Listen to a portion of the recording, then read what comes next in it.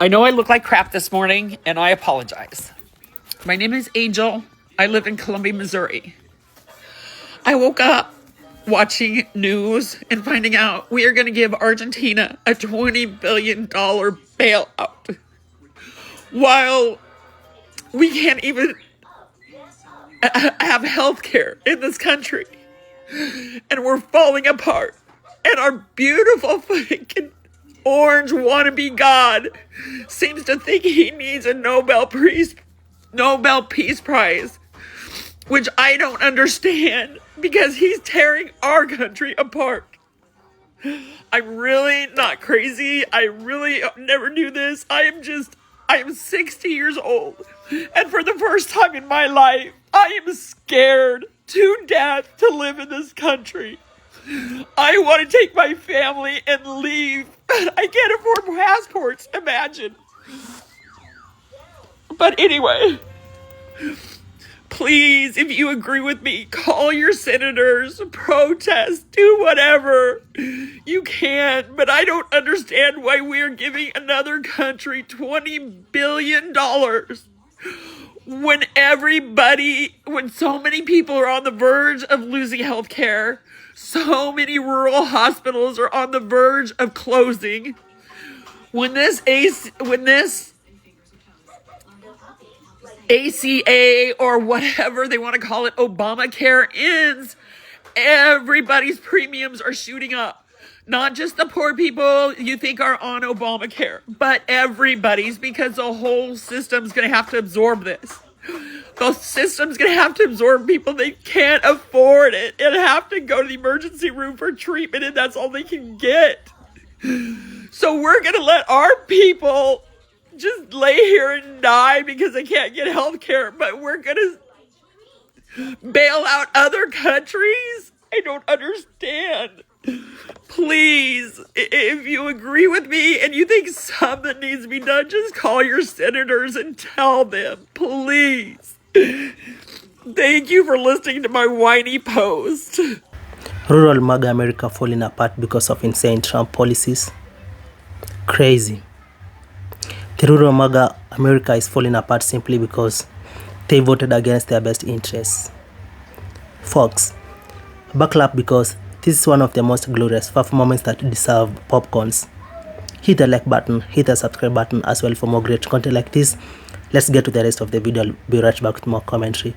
See you shortly. Rural hospital operators are asking for a lifeline in Austin. Rising costs, patients moving to the cities, and new federal budget cuts threaten many healthcare facilities in those small towns. NBC5's Phil Prazen reports the impacts are felt already here in North Texas. 2 healthcare locations in Hunt County closed this month. The freestanding emergency rooms in Commerce and Quinlan, operated by Hunt County Memorial Hospital District. Laying off 43 people and closing the locations will save $15 million a year.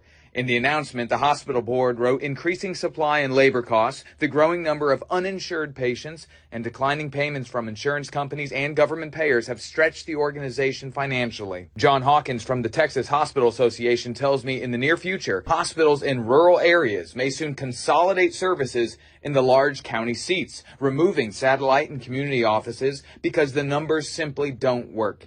Monday, he had his eye on the Health and Human Services Commission in Austin, which took public comment on the new $50 billion pot of money Republicans and the Trump administration passed to try to offset their $1 trillion cut to Medicaid in the coming years. These dollars that we're talking about today are intended to lessen the impact, but let's be clear, it will be net less dollars for rural hospitals. By November 5th, the state commission will apply for the money to try to keep care for pregnant women, children, the elderly, and the uninsured.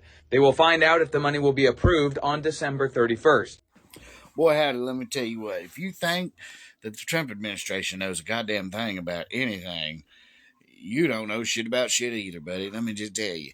And coming from real redneck, and I mean real redneck. Here, let me show you some redneck shit real quick. Pit bull, charcoal grill, chicken vitamins, chickens, fruit trees as far as I can see, by God. The Great Smoky Mountains. I'm a real redneck, by God. If you're simping for these fascists, and you come from Appalachia, Your grandpappy rolling in his fucking grave right now, I tell you what. And if you claim to be a redneck, but you don't know about the Battle of Blair Mountain or the Battle of Athens, Tennessee, you ain't no redneck, buddy. Real rednecks stand in solidarity with all the people. You feel me? Power to the people. My medication, it runs $20,000 a month without insurance. I make $800 a month. Oh, that will kill me. That would kill my friends. That would kill millions of people in this country if they lose their health care. We're in California's District 22, a rural community in the state's Central Valley. This district voted for Trump for the first time in 2024, but now his policies threaten one of the benefits people here rely on the most. It bothers me when people like Elon Musk say that people on those programs are the parasite class. It's just cruel. Do you know anyone personally who voted for President Trump but depends on benefits like Medicaid? Oh yeah, I know a lot of people. Trump promised a lot of things. I thought it would be more family values and those programs that we really need here. One of those promises was to protect Medicaid, which 67% of people in this district rely on. It's the largest percentage of any district in the entire country. Can you guarantee that Medicare, Medicaid will not be touched? Yeah, I mean, I have said it so many times, we're not going to touch it. But his administration just proposed an $880 billion cut to Medicaid over the next 10 years. So we wanted to come here to find out how people are feeling about Trump and his administration's decision that could have a huge impact on one of the benefits they rely on the most. One resident who would be impacted by Medicaid cuts is 64-year-old Irma Arredondo, who voted for Trump in 2024.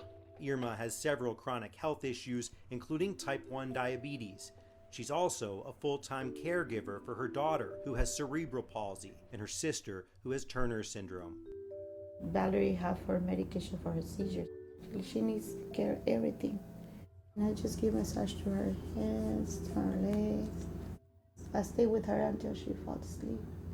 Sounds like you take really good care of her. Oh, and my baby is my dog. So you, your sister Irene, and your daughter Valerie, you're all on Medicaid.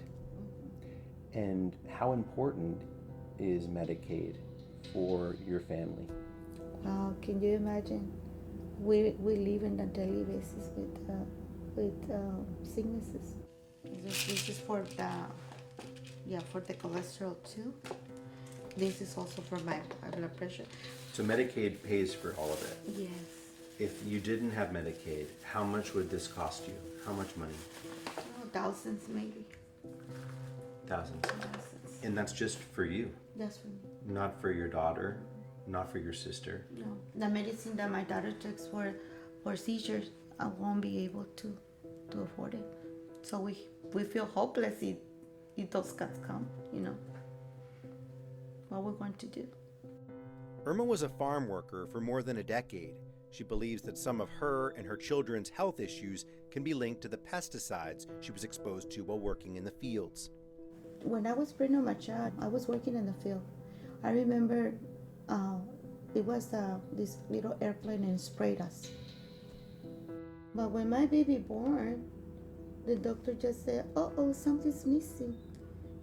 And when he gave me my baby doesn't have her arm. So with these risks that you and your community face in agriculture, and then to have the system threaten to take away your health insurance, to take away protection, how does it make you feel? Like I told you, I feel like these tubby nuts in the back, you know. But why when we put food on their tables, you know, that we risk our health? Look at me right now. Look at me, how many sicknesses that I have. The COPD, I didn't have COPD at that time. We got all in the fields. Where else? We're seeking permanent income tax cuts all across the board. The $880 billion in Medicaid cuts proposed in President Trump's budget will help pay to permanently extend his 2017 tax cuts. The largest tax breaks would go to the wealthiest individuals. Are those your values? No, it's not right. ¿Por qué van a hacer tanto recorte? Sí, tanto recorte. ¿En dónde lo van a poner ese dinero? ¿Dónde? In the last election, who did you vote for? I feel embarrassed to tell you, but before all the years back, since I got my citizenship, I said I was a Democrat, but then in these last elections I voted as a Republican. Why? Because I'm against abortion. Para mí la palabra conservador es tener valores. I grew up with values, con las enseñanzas de mis padres. Family values. Family values. Irma isn't the only one in District 22 who feels betrayed by the administration's plan to gut Medicaid. The only people they're hurting are the poor people, people that really need the stuff. Elon Musk doesn't need it, Trump doesn't need it, and billionaires don't need it. They're making out big time with this, but they're hurting people in the process. District 22's representative is David Valadeo, a Republican who voted in favor of the budget resolution to cut Medicaid, after initially voicing concerns about how potential cuts to social programs could affect his constituents. If just 2 Republicans vote no on the final legislation, they could stop Medicaid from being cut. The folks in this district have voted for him because he, in the past, has been able to stand up against his party. But now he's really stuck between a rock and a hard place because it seems as if the Trump administration is going to really ask for loyalty from him and for him to play ball on every single issue, not just the issues that play well in this district. And so that might mean that they expect him to vote for things that are going to hurt his constituents directly. If we could go back to November, who would you vote for now, seeing what you see? For either one. You just wouldn't have voted? None either. Yeah, it's very sad that there's no political leadership that you feel you can vote for. Maybe, they can, like you said, Democrats or Republican. Maybe they have, I'm not going to say that everything is bad, but the most important things.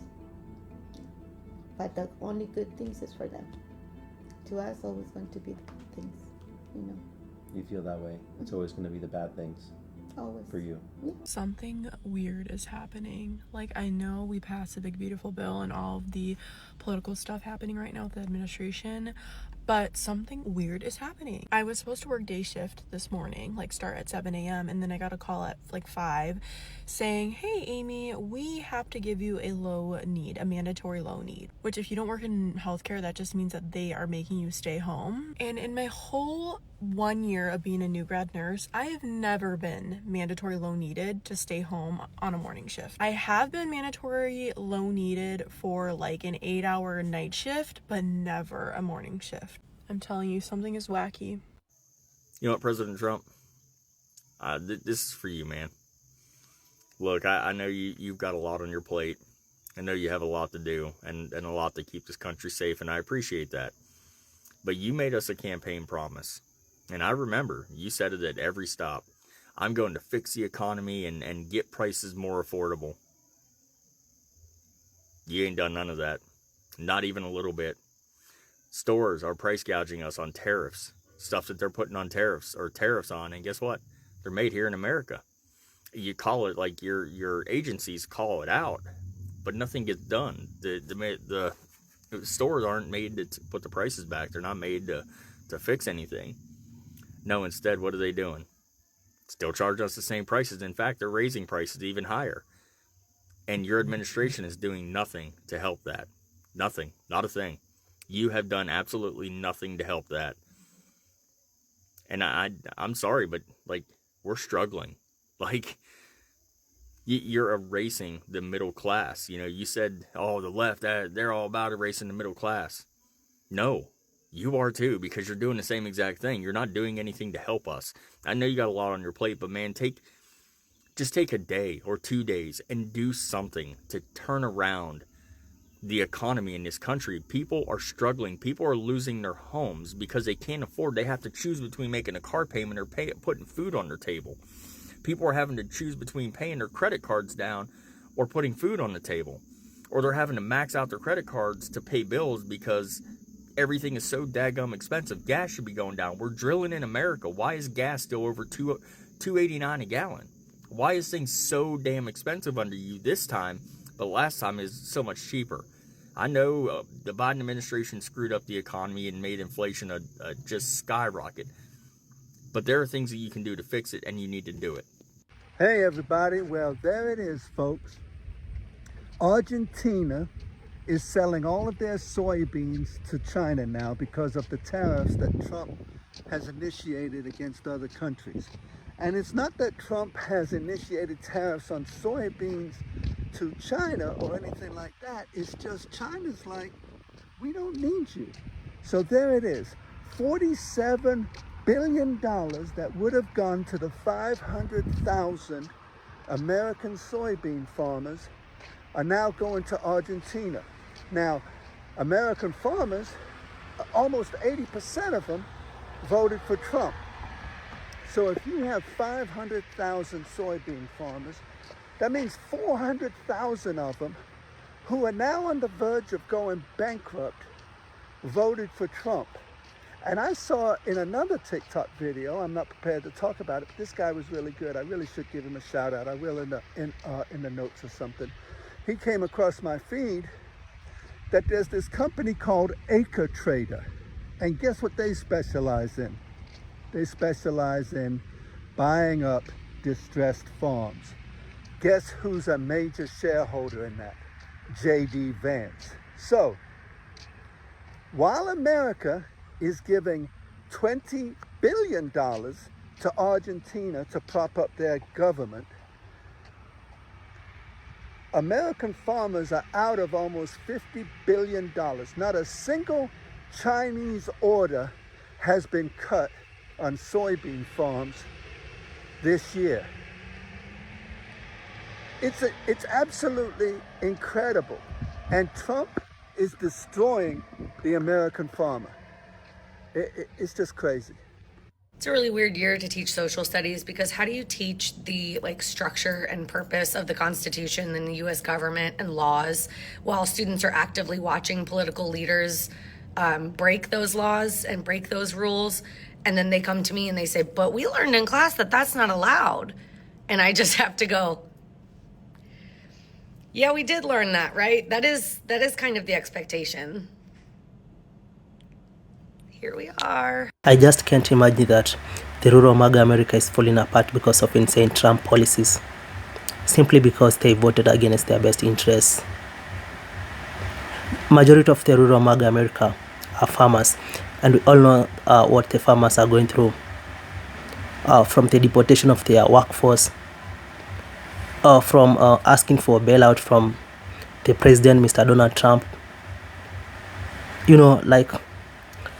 We all know the shit that these guys have been through and what they are still going through. Let's all start by for voting against their best interest, for voting for the deportation of the illegals. Remember, the farmers voted for the deportation of the illegal immigrants, forgetting that those people are the ones that provide them with workforce in their farms. They expected that after the deportation of the illegal immigrants, black people would work in their farms. But unfortunately, black people can no longer work for low wages because of late black people are learned people. They are doctors, they are engineers, they are managers. Name it. Black people have all those big title jobs.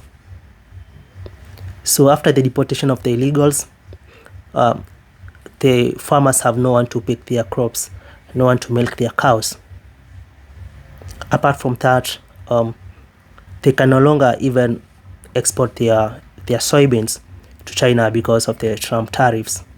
They have no market for their farm produce, for their soybeans. They are even asking for for a bailout from the president. But then their president chose that it's Argentina first, not the MAGA farmers first. He gave out a $20 billion, bailout to Argentina, while the US farmers are still suffering, while the whole economy of the United States is collapsing,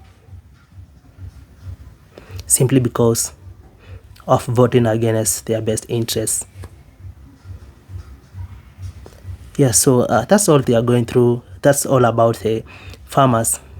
Again, about the rural MAGA America, even we can see that there are even some people are, there are hospitals which are being closed. People have their Medicaid, Medicare cut off starting from this November 1st. So the president said that if the government shutdown continues up to that date, then, the SNAP benefits will be cut off, simply because of voting against their best interests. Yeah, so let me know what are your thoughts and opinions about this down in the comment section. Yeah, so until the next episode, for now, goodbye.